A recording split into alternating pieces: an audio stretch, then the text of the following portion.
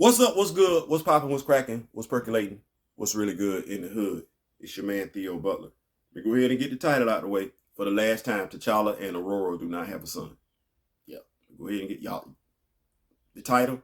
Okay, cool. So before we begin, like, share, subscribe, leave a comment. If you like, leave a comment. If you don't like, leave a constructive comment. I'm gonna say it one more time. For the last time, T'Challa and Aurora do not have a child. Neither do T'Challa and Nakia. Why am I saying that? Shout out to my man Be Real with D Will. So he hit me up with some information. And I went to two different sites. It's a rumor. But I'm gonna pour gasoline on this rumor right now. So if it's true, they be like, no, we shouldn't do that. I don't know who leaked it, but we can't do it now. That's why I'm saying it right now. So this comes from, first of all, before we get there, Lake Bell, the voice actress who portrayed Natasha Romanoff in the What If series, she has been spotted on the set of Black Panther 2. I don't know why. Now that I didn't say that, let's sit that off to the side. I said I was going to say somebody was on the set. She's on the set. We don't know what role she's going to play, but I don't think they got her there just to be showing up. So, T'Challa and Ororo do not have a son. T'Challa and Nakia do not have a son. Remember when I said in a previous video that we're telling the story of African Americans in America? That's what Ryan Coogler, Kevin Feige, and Nate Moore are doing. They aren't telling T'Challa's story. So now you're finna give us a bastard. Because if Nakia and T'Challa have a child together, that's out of wedlock.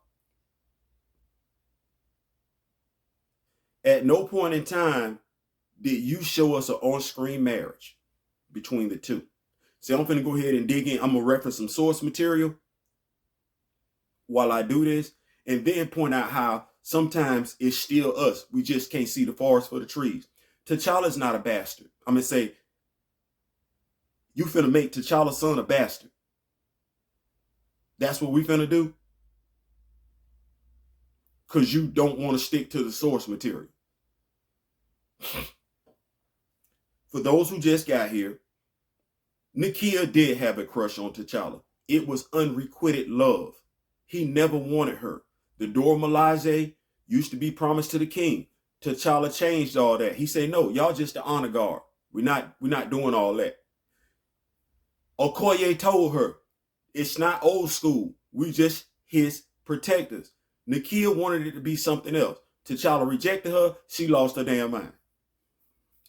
That's Killmonger's lady. If we're going to say that's somebody's lady, that's Eric's lady. That ain't T'Challa's lady. Ryan, that was real easy. Nate, you more experienced with comic books than Ryan is. Why you didn't tell him this? Kevin, you a comic book head. Why you didn't reject this notion? Let me keep going.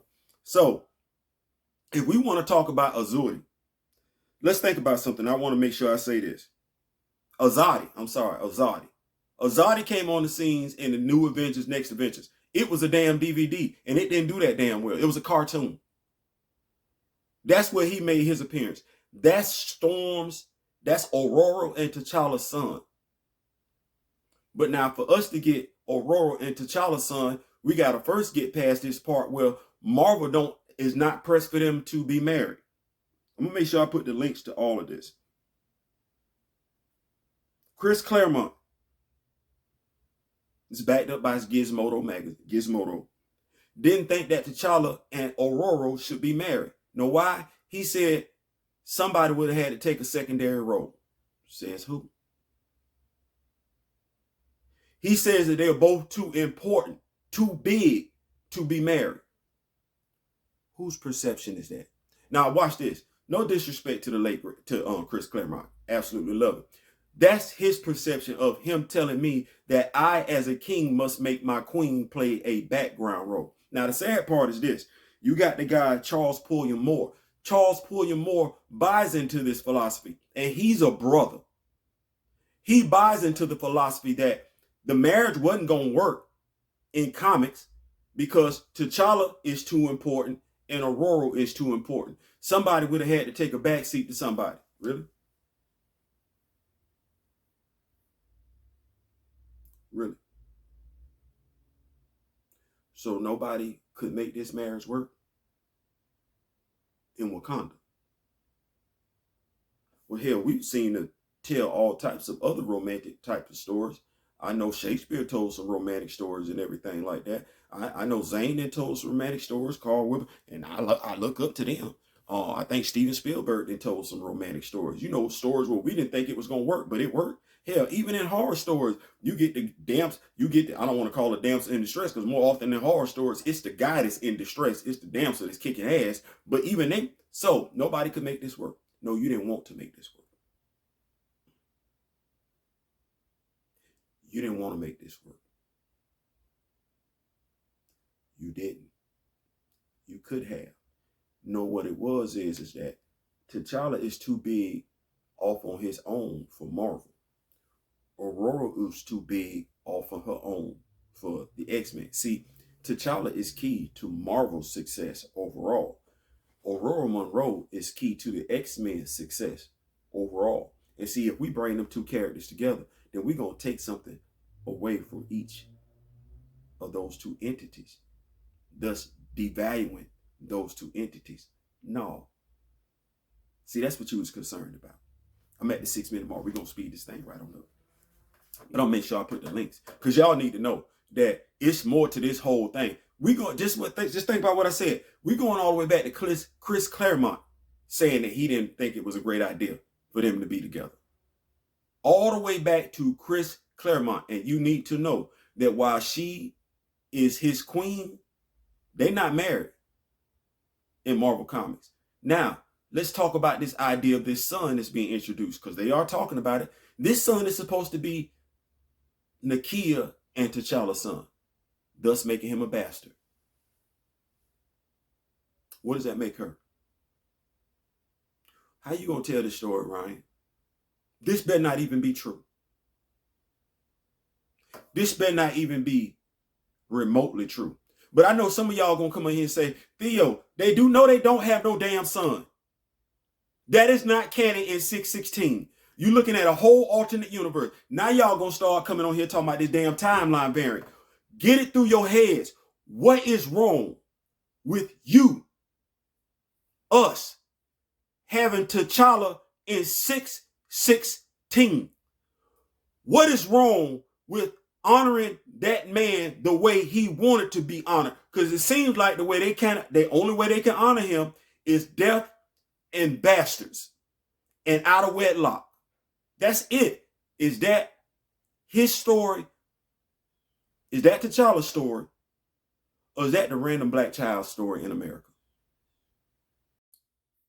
Anyway, like honestly, Ryan, you and Nate, y'all should be leading the charge for a better story. Like, how do y'all keep, like, come on. How is this what you keep putting out here? This is me. Like, brothers,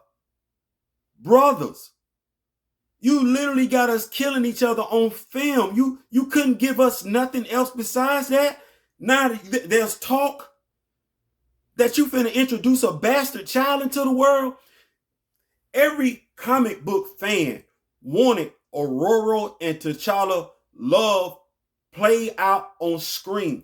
We all wanted that. What are you thinking? I get it. You didn't have access to the mutants when you was doing this movie. I get that. You threw Nakia in there. I get it. You referenced the source material a little bit. But do you not know what the fans want? A shambles. An absolute mockery.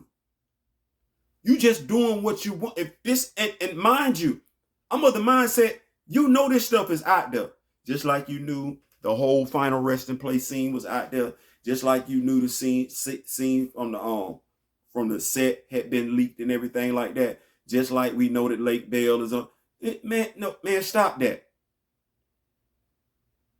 a complete and utter mockery. And y'all got people, the cosmic, who is this? You got more than one website doubling down on this stuff. The Cosmic Circus, they leaking this information, and this dude is overjoyed. He even references T'Challa and Ororo having a son in the comic. Bro, what comic did you pick up?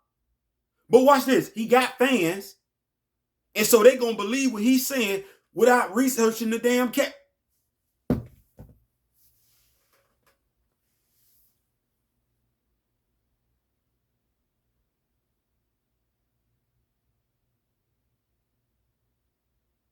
He even said, and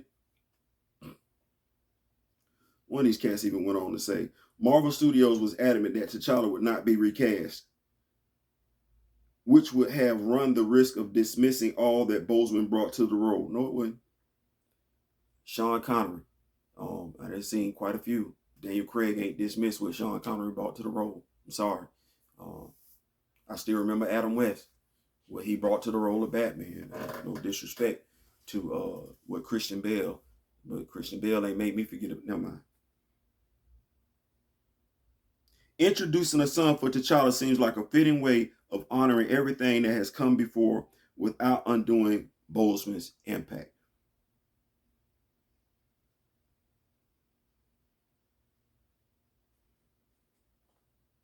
Wow. I really don't ever want y'all to be in charge of honoring me. Because if the only way you know how to honor me is to remind people of how I died and falsely introduce a child that's not mine out of wedlock, don't show up at my funeral. Don't say no words at mine. Pathetic.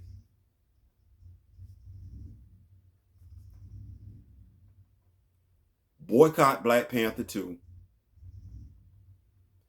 Either recast T'Challa, don't speak on this movie, don't go see this movie. Because honestly, what they're doing with this movie is not the reason you went to go see this movie in the first place. What they're doing, the people, the characters that they're giving you are not the characters that you fell in love with. The story that they're telling you, hell, the story is something me and you could watch on Lifetime, VH1, BET, or Oprah Network. And y'all know damn good and well, I ain't lying. I ain't saying, I'm just saying. Peace.